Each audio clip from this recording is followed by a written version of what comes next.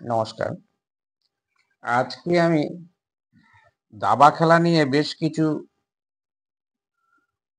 কর্মসূচি আপনাদের জানাবো। অনেকে আমায় জানতে চেয়েছে যে, কোথায় গেলে এই গুটিগুলো পাওয়া যায়, এই গুটিগুলোর অ্যাড্রেস যেরকম শান্তিপুর থেকে আমার এক ভাই জানতে চেয়েছে। এই বোর্ড গুটি আপনি ওপেন দোকানে কোত্থাও পাবেন না। যেখানে আপনার এই ধরনের টুর্নামেন্টগুলি হয়।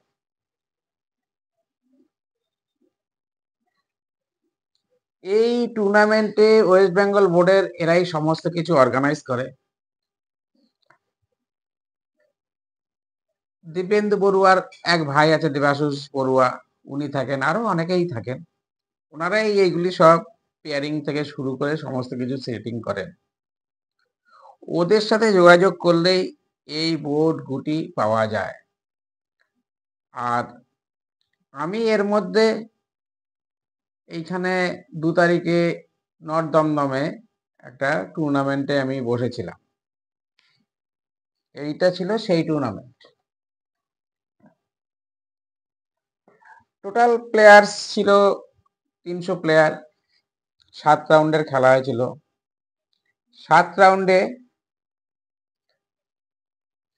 আমি 4.5 পয়েন্ট পেয়েছি। আমার র‍্যাঙ্ক গিয়ে দাঁড়িয়েছে 52।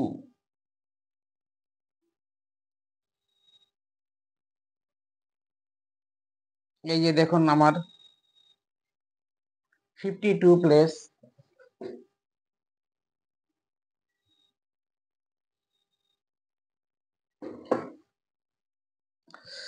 আমি দুর্ভাগ্যবশত অনুরাগ জয়সওয়ালের মতন একজন খেলোয়াড়, যার প্রায় 1900 কাছাকাছি রেটিং, আমি মিস করি।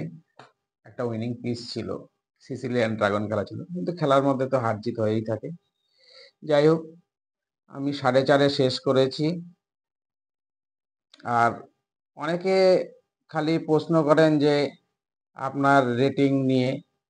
এই রেটিং এর এইটা হচ্ছে আমার এখানে দেওয়া আছে।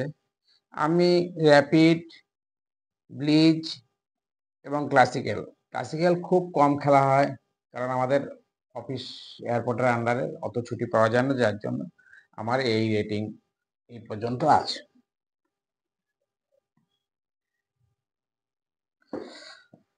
আর আরেকটা কথা হচ্ছে যে, অনেকে আমায় প্রশ্ন করেছেন যে দাদা, আপনার গেম দেখে খুবই খুশি, তার জন্য ওনাদের আমি অনেক ধন্যবাদ।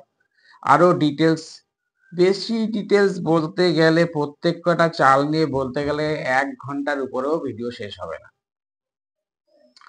আমাদের মোটামুটি যে যেইখানেই থাকেন না কেন, যদি খেলাটা নিয়ে বেশি দূর আগাতে চান, কোথাও না কোথাও ট্রেন আপনি করে নিলে খেলাটা ভালো হবে।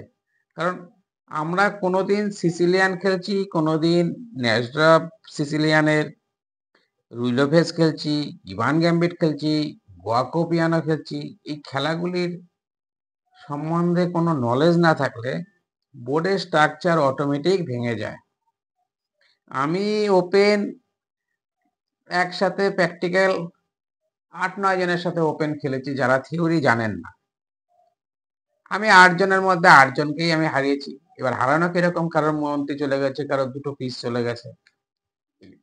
কিন্তু আমি আবার যারা থিওরি জানে, এরকম 10-11 বছর বয়স, তাদের কাছেও হেরেছি। কাজেই খেলায় উন্নত করতে গেলে আপনাকে গুটি স্ট্রাকচার গুলো ঠিকঠাক বসাতে হবে। এর জন্যই আমাদের কোচের কাছে পরামর্শ নেওয়া উচিত। আর এর বেশি যদি কোনো কিছু জানতে চান, আমায় জিজ্ঞাসা করবেন। আমি যতটা পারবো চেষ্টা করব। এখানেই আমি এই চেস সম্বন্ধে সমাপ্ত করলাম।